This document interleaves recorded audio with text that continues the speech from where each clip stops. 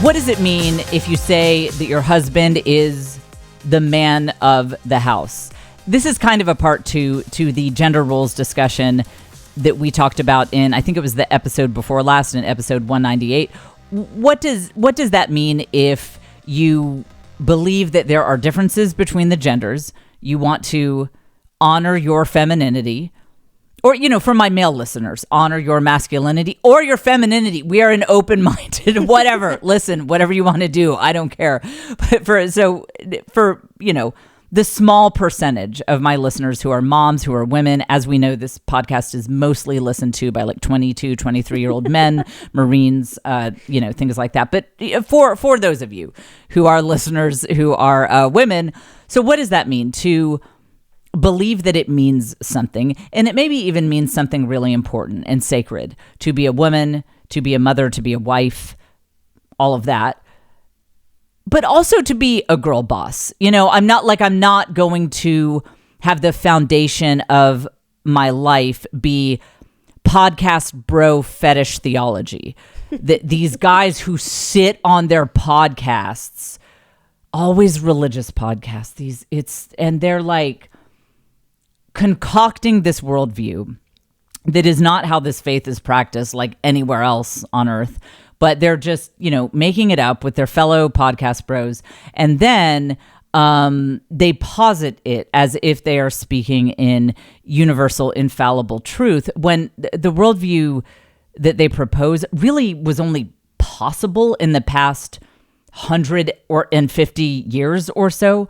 So on the one hand, we want to reject that. We're not going to do the podcast bro fetish lifestyle when it comes to gender roles, but we also aren't going to go the extreme secular feminist harpy role either, where it's like, I keep my man under my thumb. He says yes ma'am, or I pick him up by one hand and I throw him through a wall. Like, we're not doing that either. So how do you balance those things? And I will tell you, as someone who has been married 20 years now, and I've been dating my husband. So we started dating in January of 2001. So, I mean, we've been making it work for a while with a few ups and downs. There have been a few ups and downs. I am certainly not holding out my relationship as being perfect. But I will say there hasn't been any police involvement since we've been married. We got that figured out before we got married. It's been just 20 years of figuring it out in other ways. So I do feel like there is a pretty good peace in my household on that subject, and I think it's a peace that is predicated on universal truths, whether you have faith or not, whether you're atheist, Christian, Wiccan, whatever. I do think these are universal truths about men and women that when you understand them and you lean into them, I think it makes life easier. So we will talk about that. We will talk about the eclipse, but not in a boring way.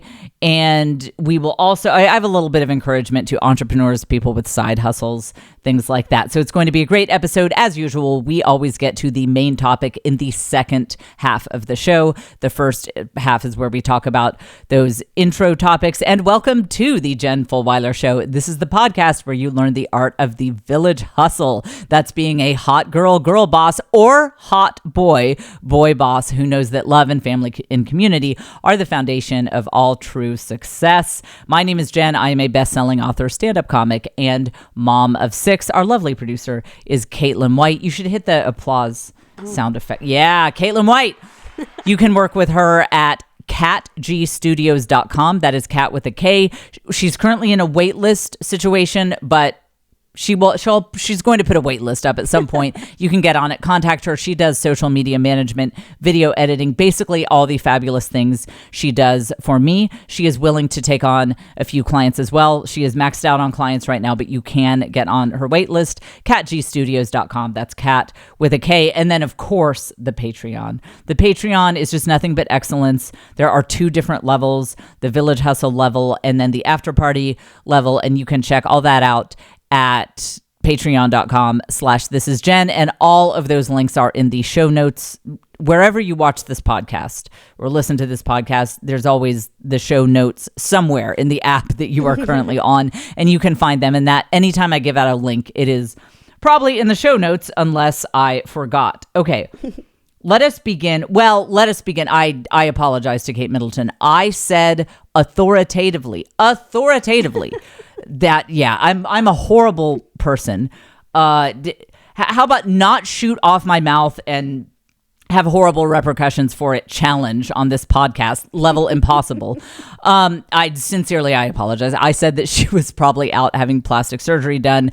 It's actually something much less fun than that, and she is in my prayers. And by the way, I didn't mean it as like a sniping thing. I meant it as a fellow girl boss thing. Like if I had that kind of money, that's what I would have been doing if I disappeared for a few. So I didn't mean that to be any kind of criticism at all. And I do pray for her. That's a scary situation, and I'm sure you are all praying for her as well. Okay, so I'm sorry.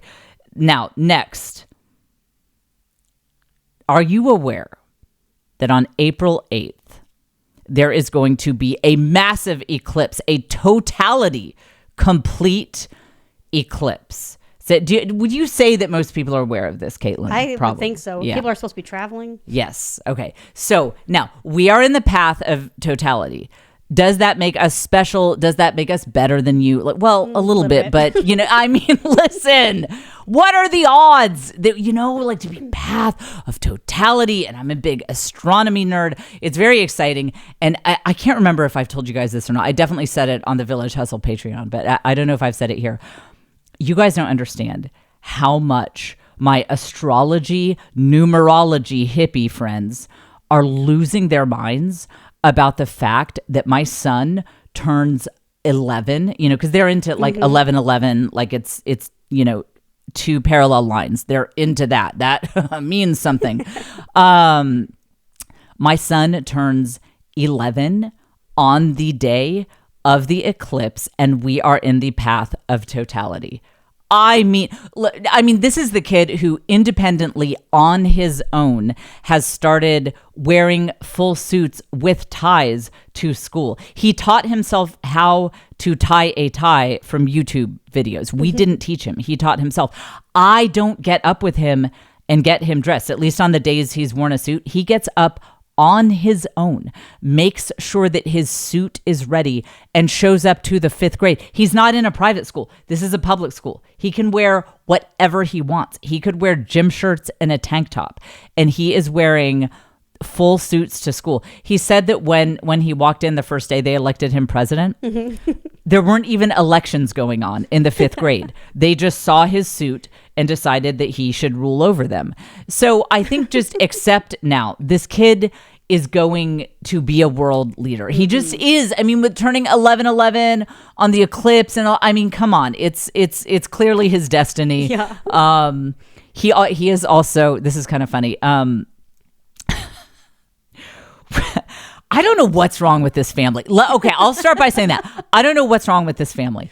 My son can't hand out invitations for anything at his school anymore because he has been doing World War I style Nerf wars that he calls trench wars. He and his buddy created their own invitations and they handed them out at school. But they referenced that one of the teams was communist, and that caused an uproar at the school. And then also some kids got poison ivy. And the parents called the school. I'm like, well, I mean, the school didn't have anything to do with this. This was an after-school activity. And the thing is, we live in Austin, Texas, very liberal city here. So I didn't know, are they upset that we're making some of their kids communists in this war? Or are they offended that we made the communists the bad guys? Maybe they're like, communism has a lot of great ideas, and that's what we're trying to get here in Austin, Texas. And we're just tired of you people saying that they're bad guys. You really never know. So we are now in trouble with the school. and he cannot hand out invitations to anything. So his 11th birthday party is, I guess, going to be like an underground rave. Remember that? Like when you'd go to underground parties and you'd show up, and it's like, this was, by the way, way more interesting before the internet. When we used to go to underground stuff back in the day, you would hear through word of mouth, like there's a guy in the Safeway parking lot. And it was always poorly described because these are druggies that you're hearing it from. And so and they'd be like, you're going to see a glowing triangle on his car. This actually happened. You're going to see a glowing triangle. But it was just this horrible bumper sticker. I thought it would be much more like Illuminati, like something levitating above his car. It was just a stupid bumper sticker. And then he would give you a piece of paper that says where the rave is. Maybe that's not the most relatable experience to this particular podcast listenership. Probably not a lot of people were like, oh my gosh, yes, Jen. Just the other night I went to one. But so that's how that used to work. But so luckily we are now equipped to help my son with his 11th birthday party because I went to underground raves in the 90s. And since he is banned from passing out invitations, we'll find another way to do this. Is this not going to be the most well-attended party ever? Like that it's got to be off the books. It's got to be off the record. That's what makes him so cool. Right.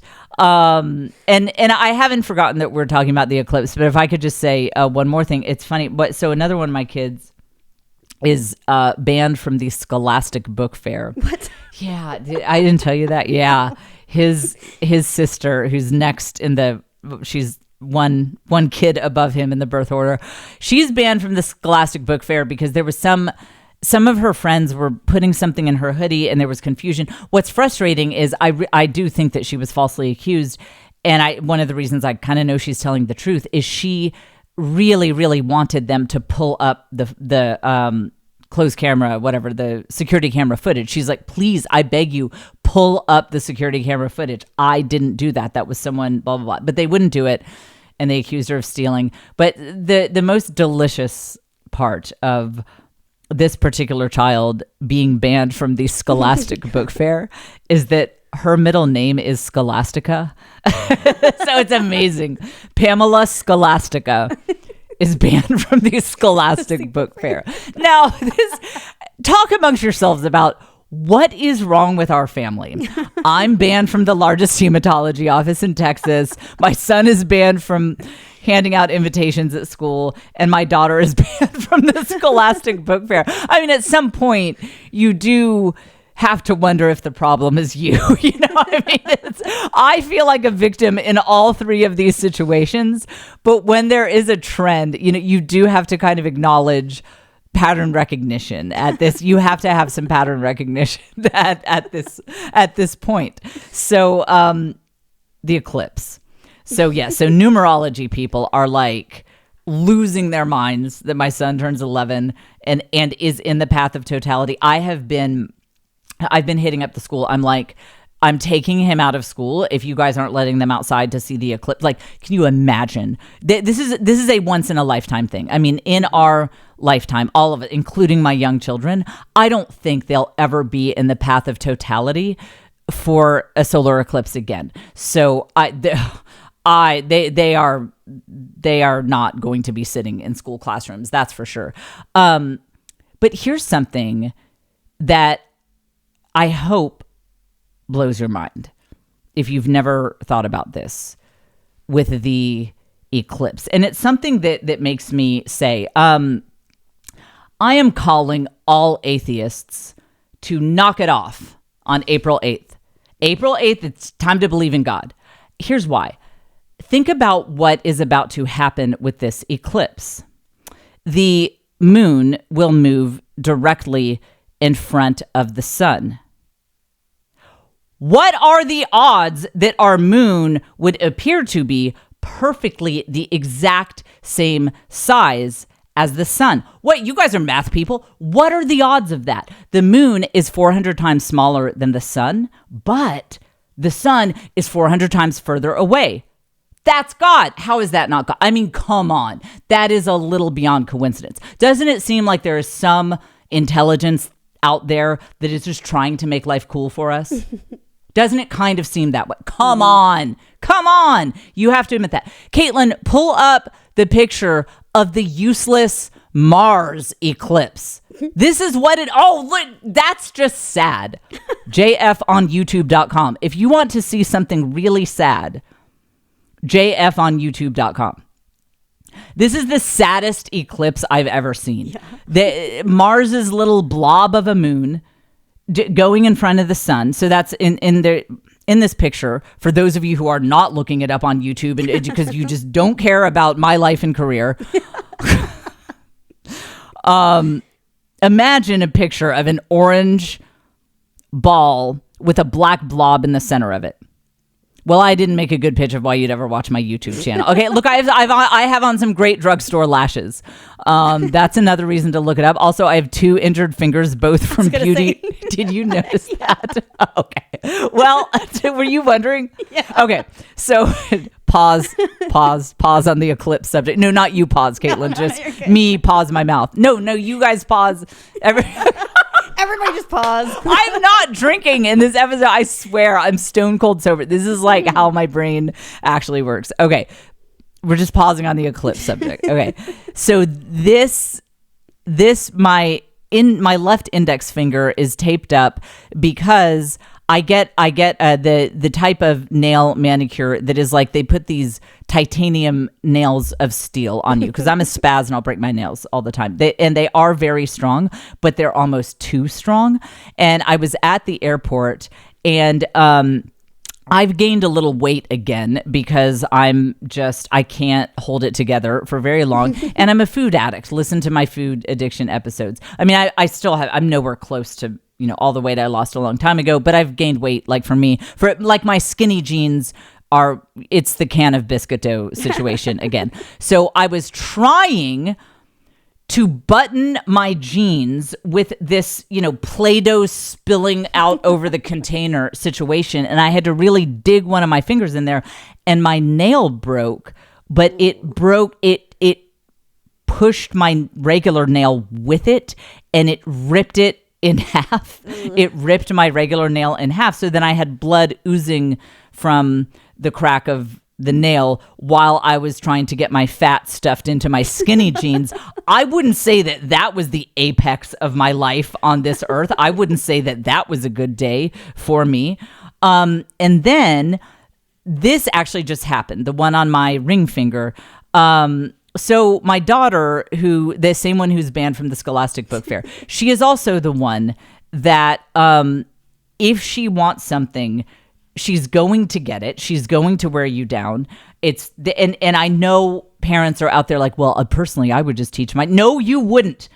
5 minutes in a room with this kid and you're going to give her whatever you want. You don't know persistent. I have 6 kids. The other 5, it's fine. I'm like, listen, you need to learn to set your expectations. With her, I just get in the duck and cover position whenever it's like, you're going to win. Like, what do you want? So it's funny that this eclipse picture is still up. Oh, yeah, okay, I guess we can take it down. We're coming back to the eclipse. Like when we clip this, whenever I give Caitlin clips to pull, sometimes it'll be like, hey, cut out this 7 seconds where it took me a second to get to the this will be like, cut out the 8-minute tangent on how being both an idiot and vain led to multiple injuries. Okay, so just before this podcast, I was doing my hair with my not flat iron, curling wand. Different than curling iron. So curling wand, and it was there all heated up to 450 degrees. And my daughter came in and she wanted a charger for this hoverboard that someone gave her. And because someone just gave it to her, we didn't have the charger. And I said, oh, hey, see, look, Caitlin and her kids are about to be here. Podcast evening is kind of a thing. I've got to get food ready for all the people.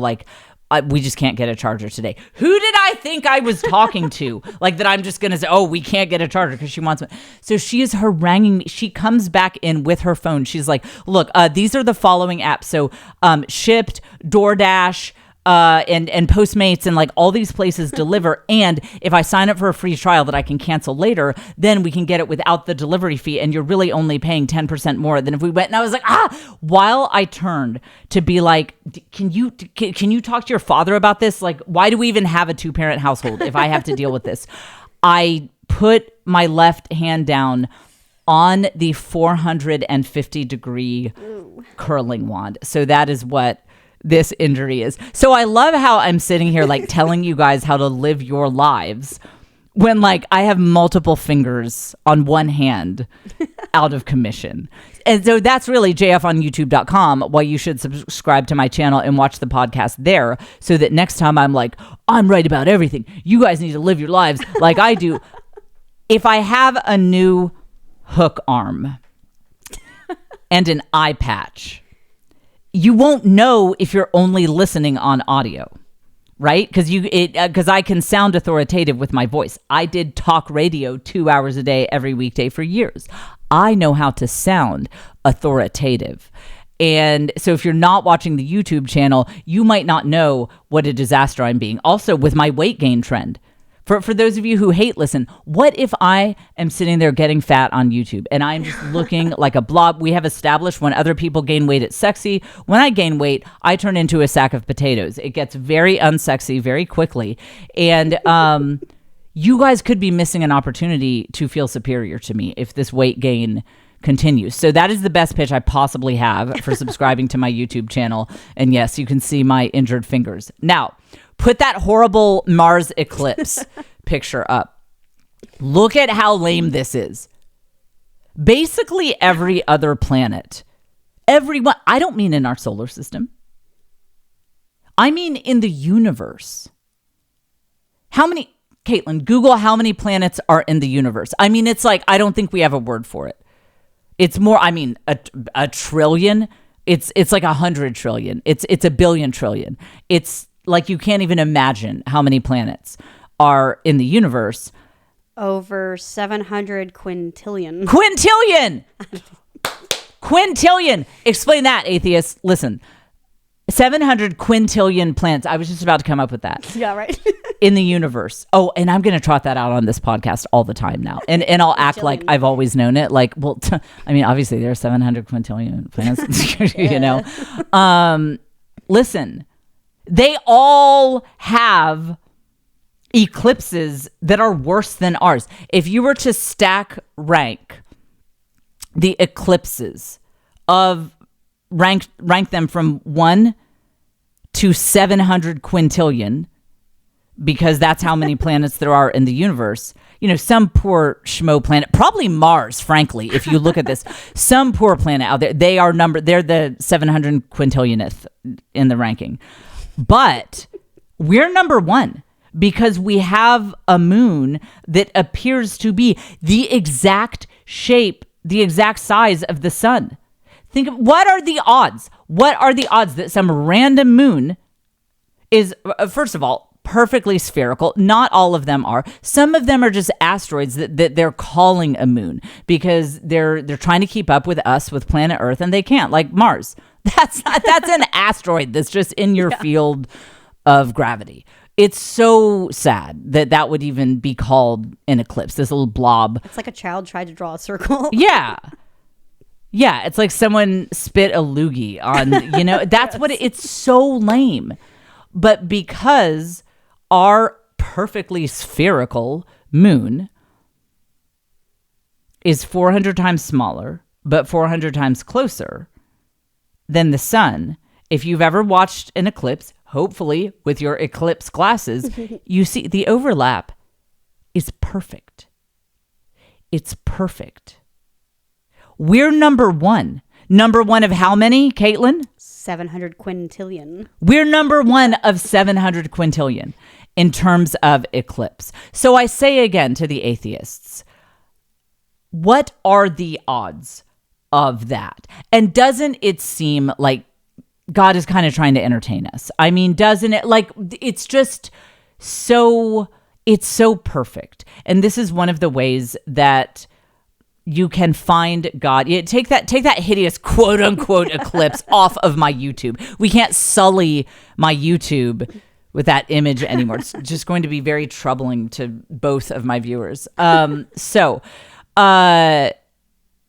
we talked in the last episode, in episode 199, we talked about how you can find God in different ways. You can encounter God in different ways. Some people encounter God through emotion. They really feel God in their heart and they get very emotional about it. And that's valid, except for a couple of crackpots. Like some of them are just crazy and they're making it up. But I do think that it can be an absolutely legitimate way to connect with God through emotion, but it's not the only way. And for those of you who are emotionally inept, such as myself, one way to get in touch with God and be in awe of him is to marvel at the fact that our moon appears to be the exact same size as the sun, therefore giving us incredible eclipses. That is one way to connect with God, to marvel at the math of it, that the moon is 400 times smaller, but 400 times closer. You can have a sense of reverence and awe and see God in that without any emotion. You can be as on the spectrum as I am and still marvel at the math of it. That is an absolutely valid way to connect with God. So just think about that when you're enjoying the eclipse, or imagining what it would be like to enjoy the eclipse if you were in the path of totality. Man, that is so cool. Okay, so just think about that. That the odds that not every planet, in fact, hardly any other planets have a moon that perfectly covers up the sun when it moves in front of it. And that's pretty cool. And that is, because I think some people think, well, I guess all planets have eclipses. Right, but they're a pathetic eclipse. Like Mars, they're like a little blob casting a mild blob shadow briefly. I mean, this is like incredible what we have. So please appreciate that, even if you're one of the lesser folk who is not, sadly, in the path of totality. I should have had like an astronomy nerd, like a sleepover at my house for Patreon members. Oh, yeah. Launch like an $800 a month Patreon level, but you can like come stay at my house for the eclipse because we're in the path of totality. Like, right. So incredible. It's just amazing. How is this podcast free? See, who else is giving you life advice and eclipse content? No one. By the way, something I forgot to promote at the beginning of the show, my comedy special comes out at, we're not sure exactly when, but probably early June. And I want to start getting you guys into this now. When my comedy special comes out, I need you to do two things. When it is out publicly on YouTube, I need you to post about it on your social media, and I need you to leave a comment on the YouTube. That's all I am asking. But if each person, this is like my version of a pledge drive, if each person listening to this podcast would do that, I mean, I could get 4 comments. No, I'm kidding. We have a good audio listenership, actually. It really, honestly, guys, it could like make a massive difference. Mm-hmm. Cost you no money. So plan to, just get this in your head now. Okay, so this is being recorded in March. We're still in March. But when you're looking at your calendar, you're like, June, there's something going on in June. You need to think, oh, Jen's comedy special, when it comes out, I'm going to post on my social media. I'm going to leave a comment on the YouTube. So that is what we're going to do. Start getting that in your head now. Okay. I've had some ups and downs recently in my career. I mean, and legitimately some ups. Usually when you say ups and downs, you mean, I don't want to be alive anymore. But no, I mean, there have been some great ups, but also some downs. And I feel like there is not enough talk about the fact that when you start a side hustle or a project like writing a novel or doing something to improve your house or your home or whatever. So when I say entrepreneur, I mean anything that you're trying to kind of push forward and do and put out there in the world.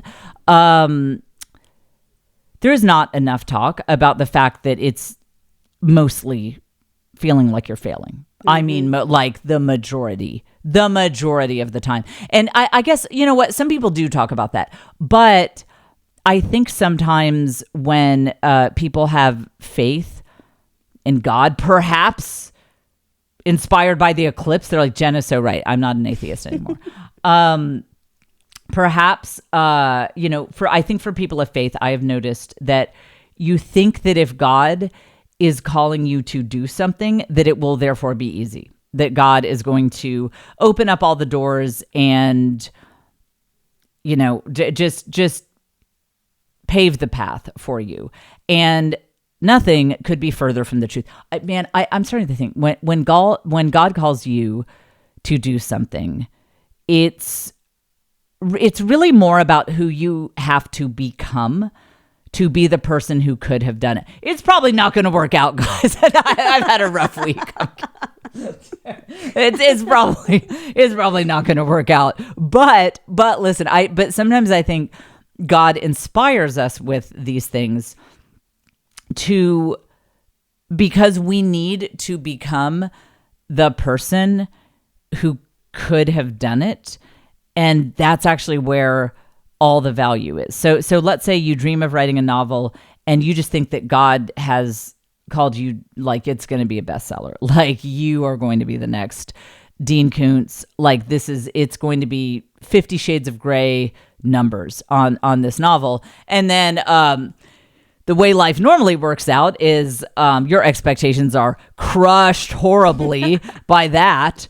And you're like, why, God? Why did you make me think that this book was going to sell 100 million copies when it didn't really even come that close to that? And I really think it's because God needed to inspire you to have the kind of character that it was possible. Because if God had told you the reality, like, hey, I want you to write this book, and only one person's going to read it. But hey, they really need to read it. If he'd told you that, then you would have phoned it in and it wouldn't have been that good. And it wouldn't have gotten in that one person's hands. And then it wouldn't have impacted your life in the ways that it needed to impact the people in your orbit, in your community, in your village. And so I do think that sometimes it's like we need to accept that early on. I was recently talking to someone who feels like God's calling them to do something big. It's bestseller type stuff. They think that they're on that path. I've talked to people that they think God's calling them to be like a movie star, big household name, the next Brad Pitt sort of thing. And of course, they always have good motives. They're like, I want to make a positive impact on the world, be the hottest guy. No, I'm kidding. They're just like, I just want to have a positive impact on the world.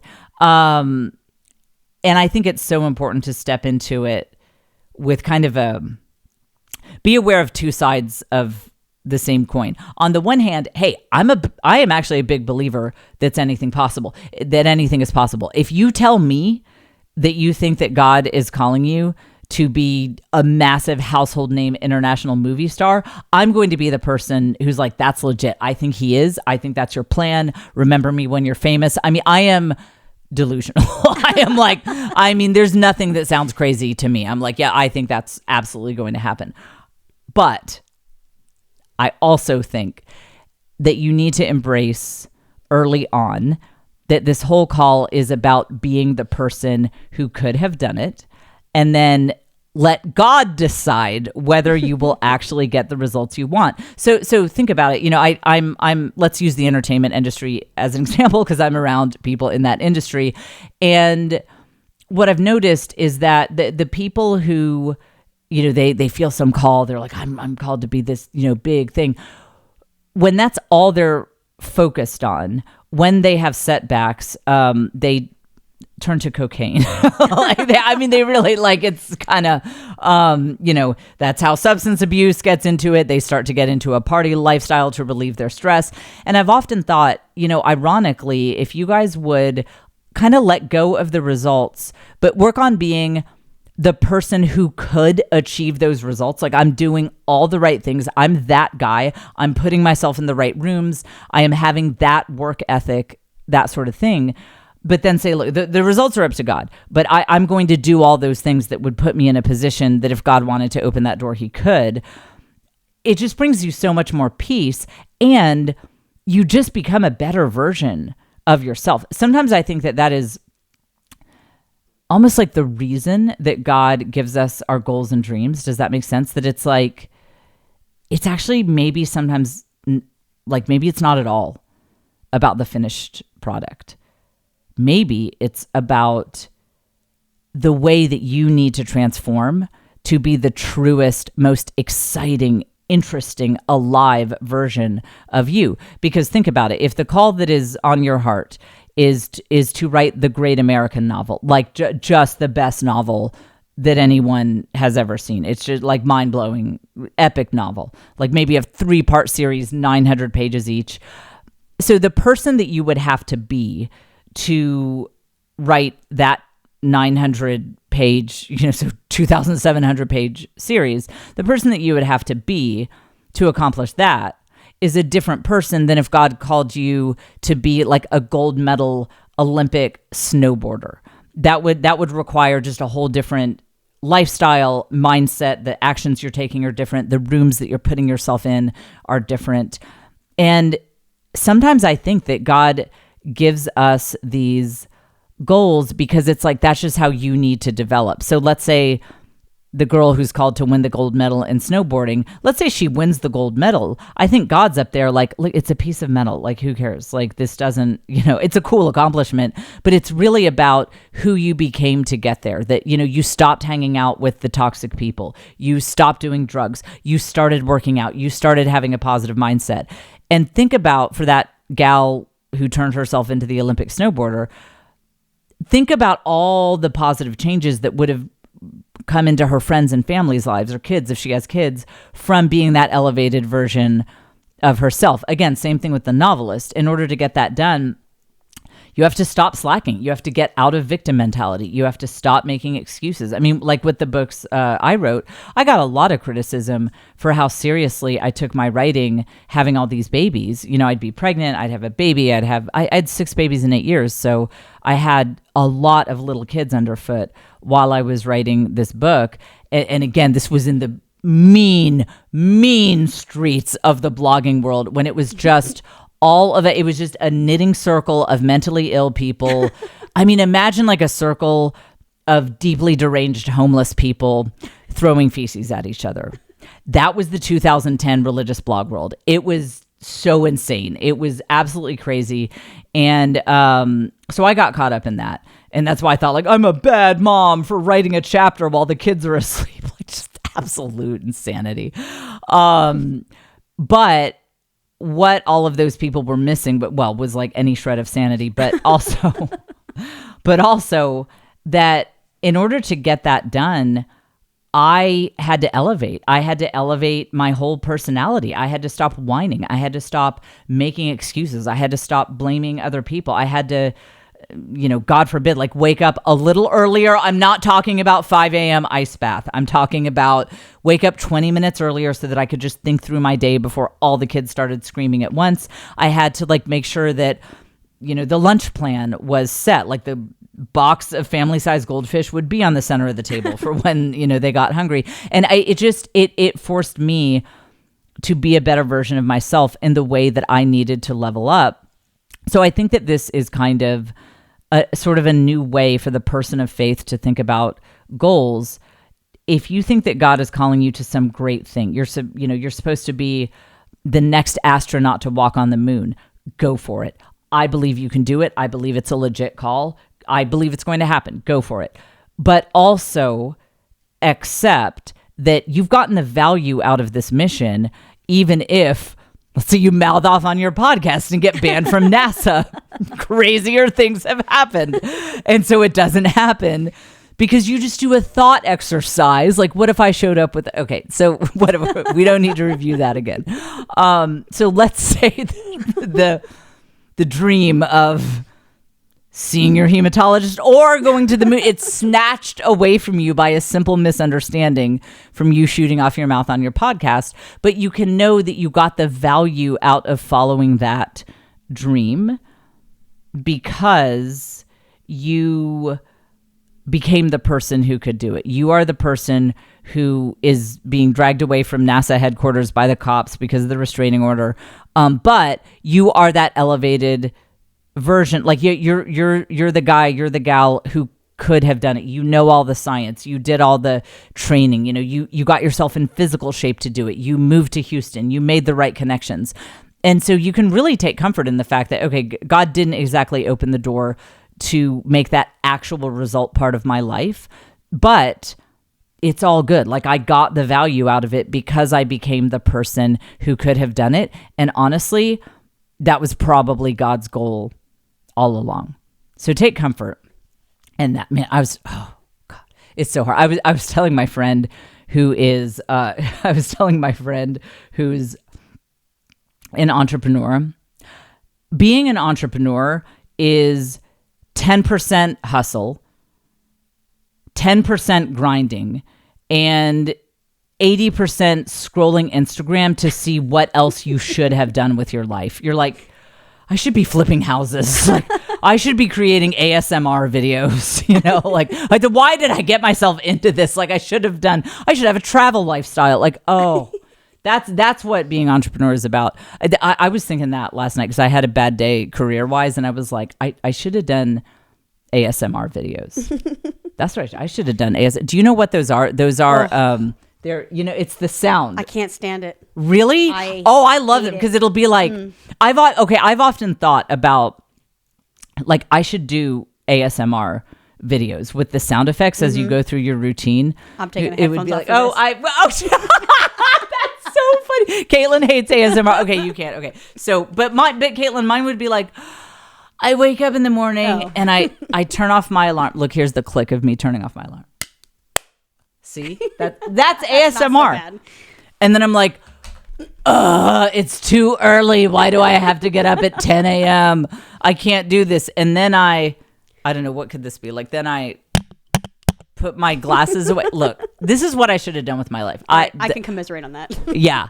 I don't know how I got myself into this mess, but every time I see one of those videos, I'm like, I should do ASMR videos. I mean, let me tell you, if I ever started a sound effect ASMR Instagram or TikTok account, I think I could be really famous. I think I could blow up if I had any semblance of a routine that was inspiring at all. Because what these people do is they do the sound effects of themselves making coffee and they add a little bit of cute strainer to it. And then they go and they make their smoothie from the berries in the fridge. And I would be waking up late, yelling, cursing under my breath. It would be like I can only find one slipper. So it's like a slipper sound, but then my bare foot hitting the floor, but I haven't swept the floor in 3 weeks, so there's a crunch with that. So if I just got all that resolved and actually had a life worth living, I think that my ASMR account would blow up and I'd be pretty famous. Okay, I might be there for that one. Yeah, what? But you don't like the crunchy sounds? It's not so much that. It's when people are like whispering and you can hear their like little bitty like smacks or like they're tapping on things. I don't know. There's that's what they do. Okay, wait, take off your headphone. Okay, yeah. So this is what they do. So this is nice what nails ASMR. Yeah. Okay, because I have the nails for it. Okay. Yeah. So it'll be like I picked up my phone. Now they can't just pick up their phone. Have to, like, quietly whisper. Yeah. Oh, right. See, I always yell. Okay, listen, you know what? I'm going to do this whole podcast like this. I should really, okay. Yeah, you're right. That's what, that's what,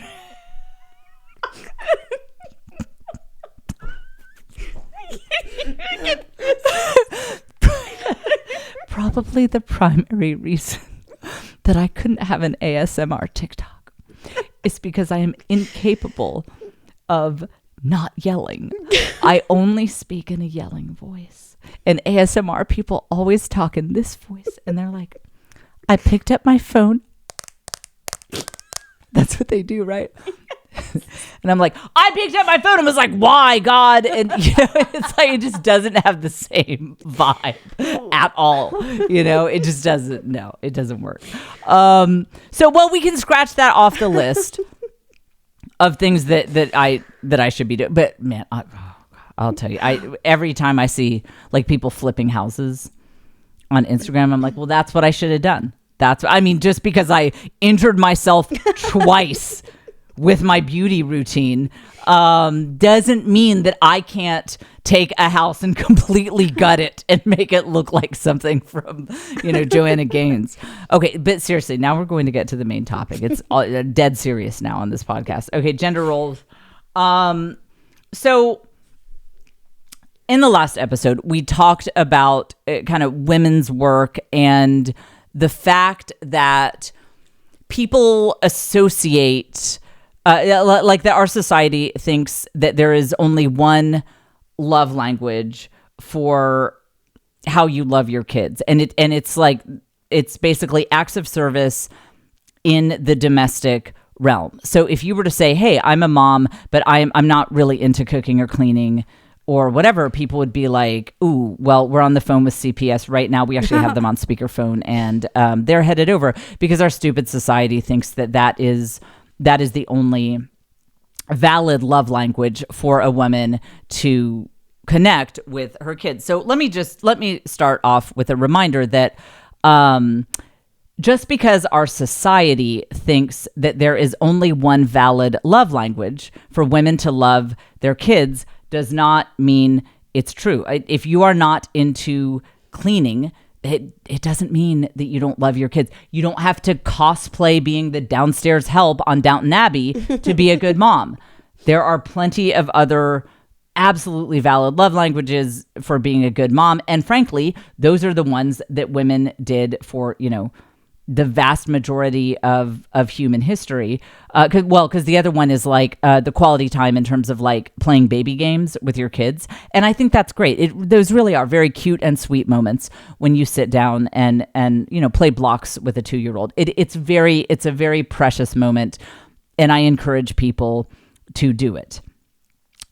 But if it feels like your brain is melting while you're doing it and you max out after a few minutes of it, that is totally fine, because your ancestors never had time for that. The work of survival was an absolute full-time job for your female ancestors. They did not have time to sit down and actively play games for long periods of time with young children. I mean, if your ancestors could see you sitting down playing blocks with a 2-year-old, they'd be like, what are you doing? Like, is this how you summon the tree god? They'd be like, what is this activity? We don't even understand what we're seeing, because during daylight hours, they worked insanely hard. They worked incredibly hard.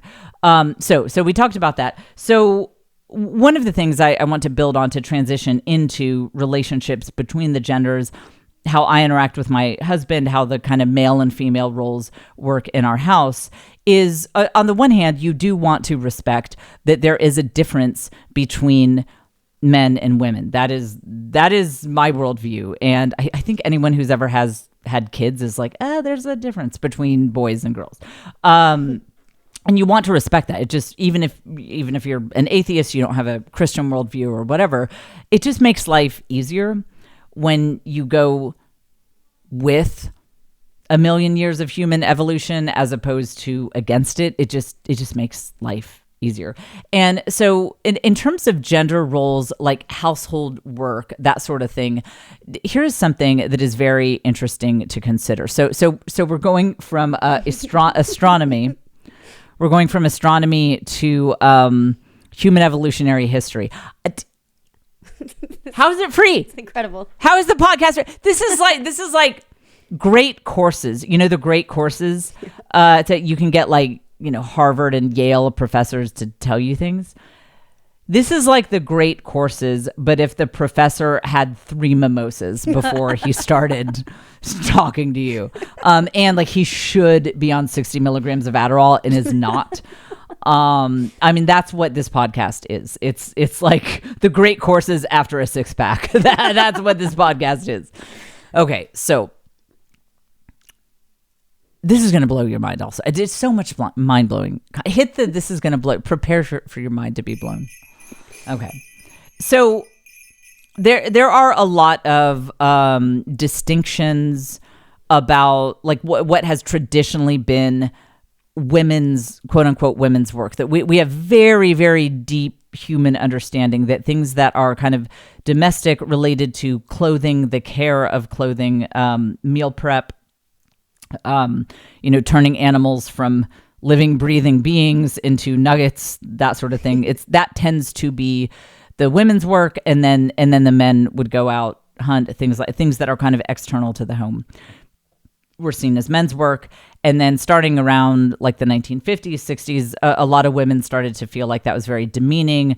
Like, why don't we get to go out and, hunt, so to speak. And it was seen as just blatant sexism. Like, how horrible that women were not allowed to do these things outside of the house, and it's awful. And so now we need to get really obsessed with like doing everything men do, because the only possible reason that cooking, cleaning, things like that have ever been considered women's work is because of rampant sexism. So that's the view. I do always feel like that worldview is a little insulting to our female ancestors, to imply that they just put up with blatant sexism for 1,000,000 years, and it took some harpies with books in the 1950s and 60s to like sort this out. I mean, it's kind of insulting to my great-grandmother. And I do believe that wrong and sexist ideas about women have existed. I 100% believe that. But I think that the situations were a little more nuanced than we understand them, because I met women in my family who were born in, I think the earliest one was born in like 1908. These were the strongest women I've ever met. You want to talk about bad bees? Like, these women were, oh my word. I mean, it was like, oh, a massive javelina is running towards my kids. Well, let me just get the shotgun and a knife and, take care of that. These women were strong, and they were fearless, and they were nobody's doormat. Did sexist ideas exist? Yes. But I think sometimes they weren't quite as rampant as we think they were. And like, for example, I asked my grandfather, who was born in 1914, one time, why it was kind of understood if a woman was a teacher and she got married, she would resign, like she would no longer teach. Because I'd heard, I was at University of Texas at the time, and so I'd heard all of these theories about how women were just, it was like, if a woman knew about sexuality, then she couldn't be around the children. It was, I mean, speaking of people who put their fetishes on others as like a teaching. And my grandfather said, no, these were small towns, and there weren't a lot of jobs to go around. And so the feeling was, it was just not really fair for two people in the house to have a job. So it was like she should let a single woman or a man who has a family to support take over that role, because it was just two people in a house shouldn't have a job in a small town. Now, why couldn't she be a girl boss and let her husband stay home? That's a separate subject, but that's what I'm saying, is that there is nuance in it. I'm not saying there wasn't room for improvement in terms of their views on things, but I think it wasn't quite the rampant sexism sometimes that we think it was. Okay, so women's work. Here, okay, that wasn't the mind-blowing part. This is, okay, hit the sound effect. Now we're getting to the mind-blowing part. Okay, so what has traditionally been women's work is the work of survival that keeps you physically close to the home. One thing that we have totally lost the concept of, since we've had now multiple generations where electricity and light, being able to light our environment 24/7, we've now had multiple generations where that is common. Pretty much everyone has electricity. We have lost the cultural memory of how vastly different life was before electricity, before not just electricity in the house, but like lights on roads and having good quality roads. So back before, let's say 1920, going all the way back to, let's just take it back, not even that far in human history, just the year 50,000 BC. Let's just go back that far, but it goes all the way back. Leaving your property, your tribe, if you lived in a tribe, or if you were like pioneer, like my ancestors, like out on the prairie, leaving your domicile, leaving your crib was incredibly dangerous. man, especially if you didn't make it back by nightfall. Here's a question for you, my dear listener. Have you ever walked out in the country, and I mean country, I mean there's not a Walmart within a 2-hour drive. Have you ever walked at night in the country? Have you, Caitlin? Mm-hmm. Have you ever done that? All those road trips? Mm-hmm. Is it not, but have you walked, like you are not by a car, like you are walking? Well, I guess technically speaking, not leaving the car, no, but. Okay.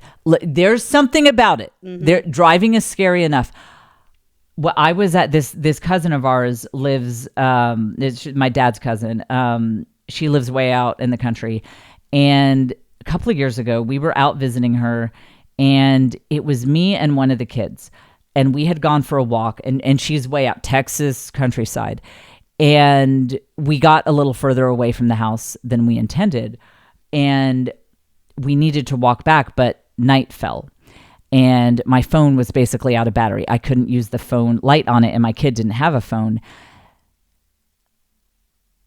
I can't explain how psychologically unsettling it is to be away from home.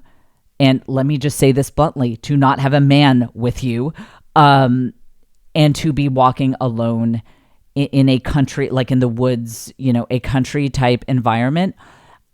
There was something primal within me. It was one of the most kind of reverting into my cave woman self, primal moments I've ever had in my life, where I was scared on a very, very, very deep level. And my genes were just screaming at me like, fool, what are you doing? Get out of this situation. I felt so vulnerable. And I was. I mean, because, again, there's javelina, there's snakes, there's all sorts of stuff that could take you out. And but so I mean, this is the modern era. I did not feel physically threatened really by other people.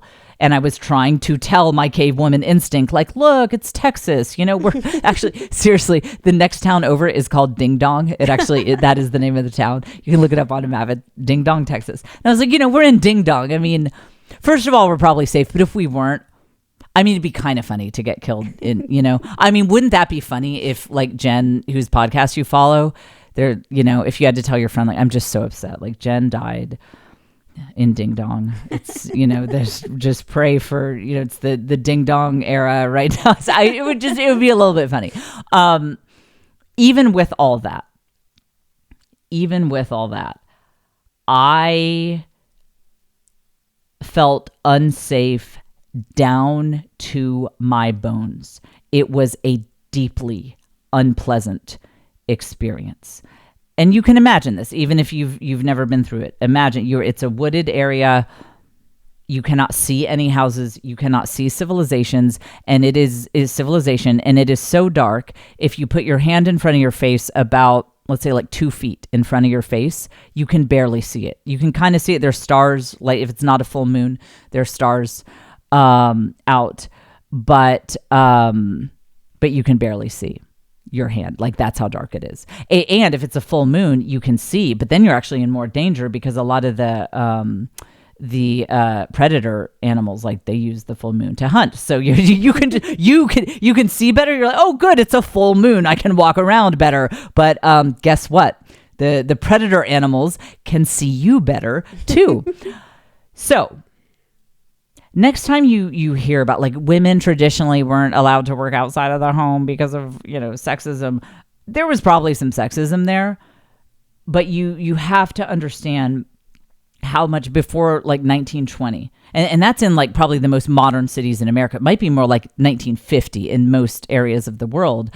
Leaving the house was extremely dangerous, really, even during daylight hours, but especially if you did not make it back by nightfall and you were traveling these roads where there weren't a lot of people on them, you were at a very, very high risk for some sort of robber, bandit, because highway, the term highway robbery. I mean, the highways that came from, that people might wonder if, you know, you hear highway robbery and they're like I-35, like I-10, like what who's right? Yeah. Like some Ferrari pulls up next to me. Like, hey, I drive fast. Like you're not going to get close to me. You know, they pull up with a gun. No, highway robbery is like the, you know, when people would be going on rural roads, like by horseback, by covered wagon, on foot, that you would get robbed. This was a very common thing.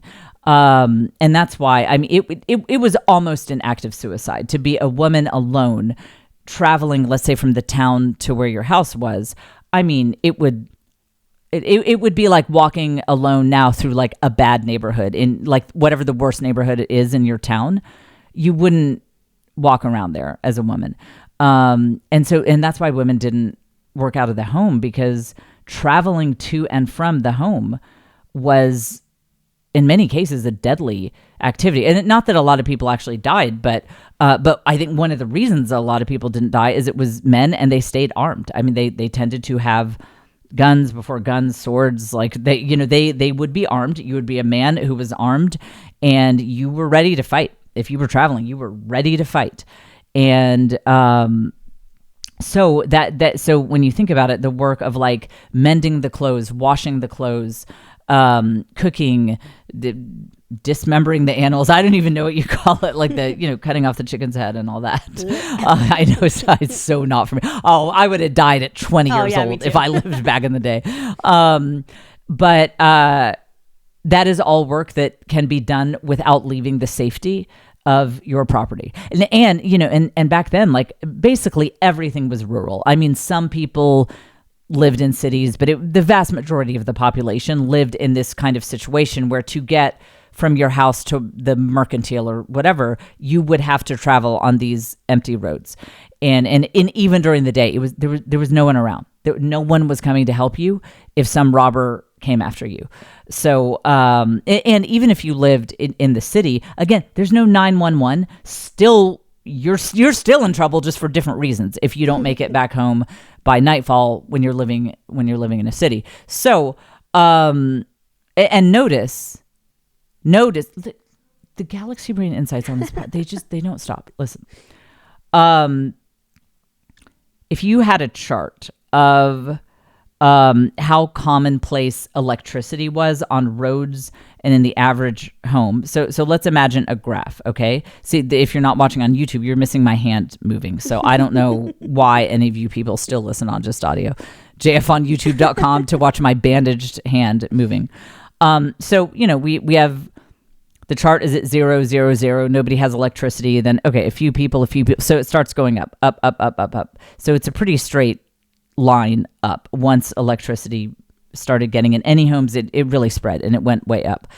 I think that the feminist narrative of we should be able to work outside of the home and it's like so terrible that we can't, that talking went up as electricity went up. I swear if you could do that those graphs would be one line. They would completely follow each other because it was really the invention of electricity that made it much, much, much safer, and the car. So I'd say the commonplaceness of cars and electricity, which kind of happened roughly at the same time, that is when you see this rise of the feminist narrative of women have to be able to work outside of the home because suddenly it was safe. And what they're missing is like, well, it wasn't safe before now. Like that's why we didn't do this. So all this is to say that a lot of the podcast bros fetishize that women's work, that again, there's like a magical spell that if you're just washing the clothes, like that's what really like makes you a woman. When really it's the reason that has traditionally been the domain of women is because it keeps you close to the home and therefore safe. So when it comes to dividing up household tasks among me and my husband, we've never, we respect gender and the differences between the gender very much so, but we are also goal oriented about what we want from life and from our family. And so depending on what phase of life we're in, we just divide up the tasks based on who is best equipped to get it done. And because we understand, human evolutionary history, like we just kind of know that just dealing with the clothes or the dishes or whatever, I mean, those aren't inherently gender-based things now that we do live in an era of electricity and in a different era where there's no inherent safety or lack of safety to who works out of the home versus who does the dishes. And this is a very, very, very, very important insight because am I getting too deep for people? Are they still tracking with me, Caitlin? I would say I'm still okay, here. So that's a no. So Caitlin's so polite, you have to learn to read the nonverbal cues. Okay, well, listen, this is the kind of podcast you need to listen to it multiple times with a glass of scotch. Okay, so I'm probably losing you, but I won't the fifth time you listen to it. Okay, so this is the great courses. Again, this is the great courses after a 6-pack. So just like come back to it. Here's why this matters, because a lot of people think that there is something inherently gender-based about dishes or, these sorts of tasks, but there's really not. Whereas there are certain elements of masculinity and femininity that I do think are inherent and matter. So, for example, a mother's maternal presence with her children is not something that a man can replace. I think a man could replace loading the dishwasher. There's nothing inherently feminine about that other than simply the history of it was a safer task for women to do to manage the eating utensils. But speaking of which, I think we just heard a glass break. So there's nothing inherently masculine or feminine about that. But there is something inherently feminine about having a maternal presence with your kids. And we talked in the gender roles episode about how a maternal presence can look very different for different women. One woman might be a single mother who is working 2 jobs, not spending a whole lot of time with her kids, but just that type of caring where you just really see the child in a way, like through a feminine gaze, through a mother's gaze. This is an intangible thing that I can't quite put my finger on, but everyone knows what I'm talking about. Sometimes a random troll will act like they don't, but everyone knows what I'm talking about. That the maternal presence in a child's life is not something that can be replaced by a man. It's just there is something inherently feminine about the way that women interact with their children, and same for men. Like a woman can't quite replace what a father, like the male role in a child's life. So, but the exact tasks of the house, I don't think matter, and it's such a silly waste of time when households who have been listening to Podcast Bros have these rigid ideas about what work the woman should do and what work the man should do. It's like, why don't you just set income goals? This is how much money we want to make to live the lifestyle that feels right to us. And then just look around and say, okay, who has the best work experience and credentials and all that to do that? And then how are we going to get dishes, cooking, whatever? If one of you likes to cook, if your husband loves to cook, great, let him cook. Like there's nothing inherently masculine or feminine about that. Let him do it. And if, or maybe he's like really he's like a neat freak and he loves cleaning, fine, then he can do that. There's nothing inherently masculine or feminine about those rules. It's really all about getting your family to the place that you guys want to be in terms of goals. So when my husband was starting his business years ago, I did everything in the home badly, so badly. Oh, what a disaster it was. I mean, just like really, it was like it was in the, I was in the, like the training program, for like the people who don't know what they're doing. It was like that level of quality. Terrible. But I did because it made sense. I mean, he was working his butt off and that's just what made sense to do. Then then when, as the kids got older and just different things switched around, he was able to help out more with some of the, he would do a load of dishes or whatever. He would fold some towels or whatever. But we were both contributing at 100%. I was taking on some different stresses. His stresses had switched up. And so it just made sense. Like, someone has to do it. And then when there's stuff that neither one of us likes doing, we try to outsource it. It's either one of the kids' chores or we have housekeepers, things like that. But I can't encourage you strongly enough not to get hung up on which tasks are like for men or women. Like, just get your family to the place you want to be, and everyone should be contributing at 100%. And then, okay, so the final thing is, in terms of how men and women interact, I do think that it is important for married couples, that I think it's important for the man to be the quote unquote man of the house. And you would think, for as much as I talk about girl boss and being ambitious and, as much as I have a personality of like, nobody can say anything to me ever. Like, I'm not a particularly docile personality. But I also believe that it's just really good for a marriage and for a family to let your husband, that's already, I'm speaking from like, I'm the one in a position of authority to have the situation be that the man is the man of the house. And I have been thinking for weeks of how I would explain this, because I was going to say, well, it's about the amount of respect you show your husband. But I also believe husbands should respect wives. Both people need to be respected.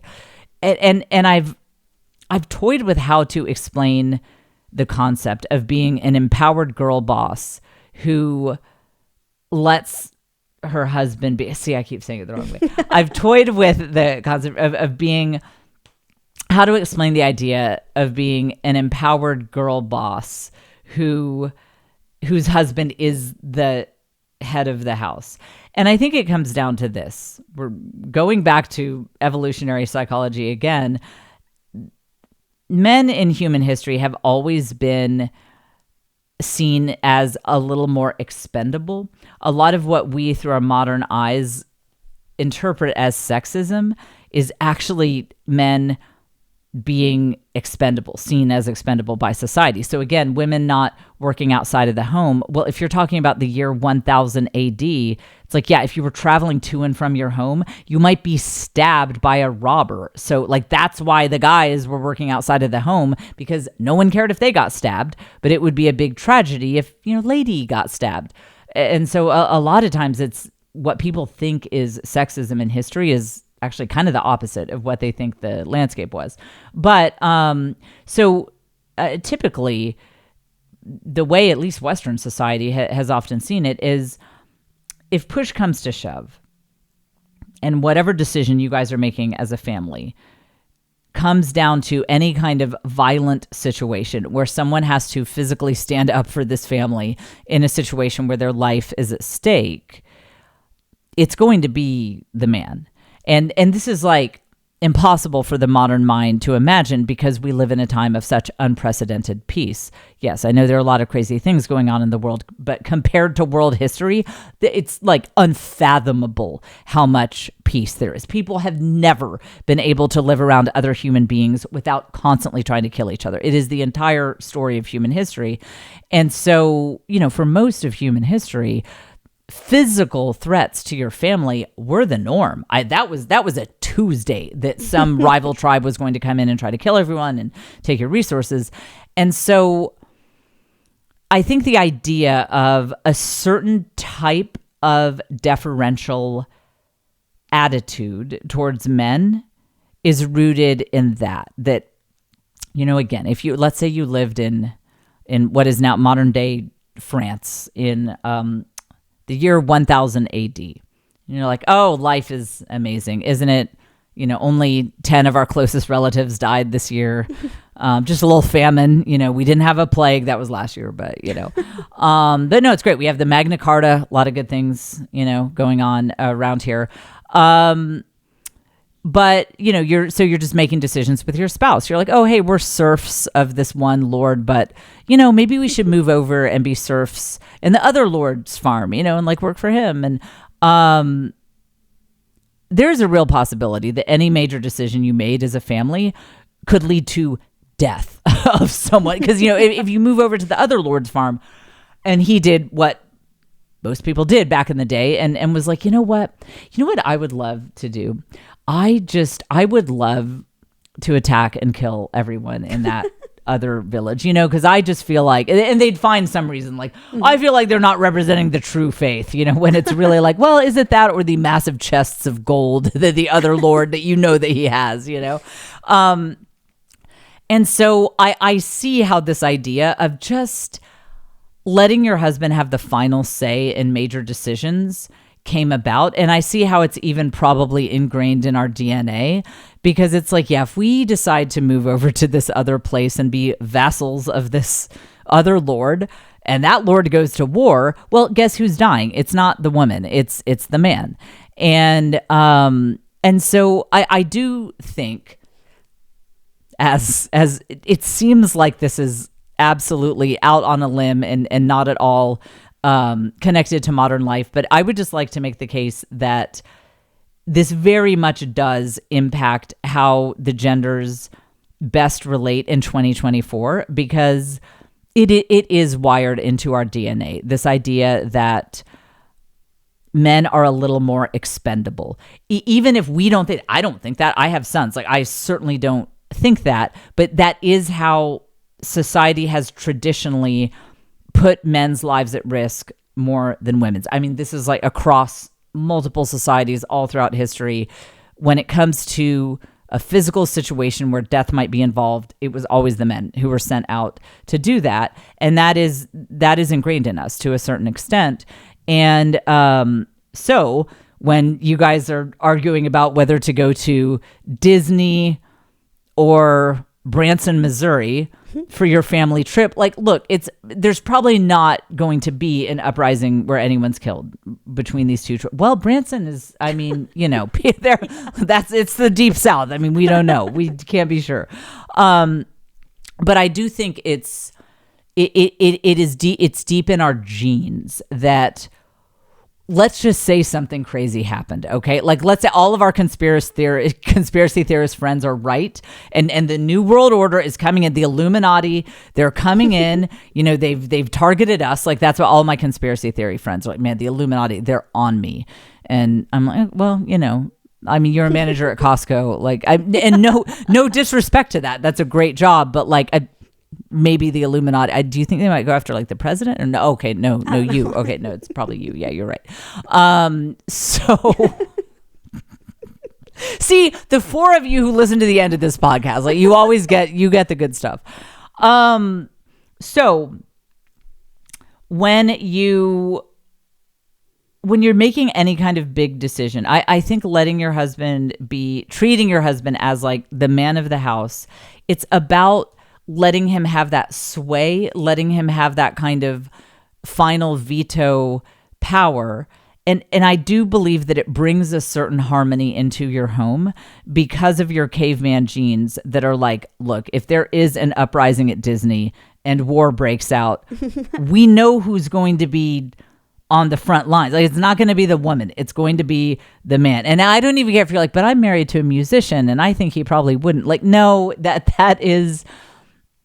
When push comes to shove, men know when it is time to step up and protect physically. And so that's why I think that when it comes to even our little household decisions, there is just a certain primal harmony that comes into place when you kind of let the guy have a little more sway, let him have a little more veto power than you do, because of the fact that just for a million years of human history, it was his butt that was on the line if this goes south. And I just see that playing into the modern life. And this is exactly why I don't have millions of views on YouTube, because I go way too deep on topics and I can't talk about normal things. I can't just be like, I ate a sandwich for lunch. And, like I just, sorry, I apologize for being me. I try to have a different type of podcast that's light and fun. And we talk about things that people want to talk about. Not like, what did we do in this podcast? It was the size of the moon vis-a-vis its distance and size of the sun. About just tons of human history. And nobody wants this. And that's, but it's the only podcast I can do. All right. Well, that is it for this episode. If you didn't track with me, just listen to it 5 more times with a glass of scotch. And I think you'll get it. This is our 200th episode, by the way. Ooh. I didn't celebrate it because I'm bad at counting, and so it might not be because I didn't start numbering them until we were like 50 in. So maybe it's like the 202nd or something. All right, well, we will be back with you next week, going way too deep on subjects that nobody asked about here on the Jen Fulwiler Show.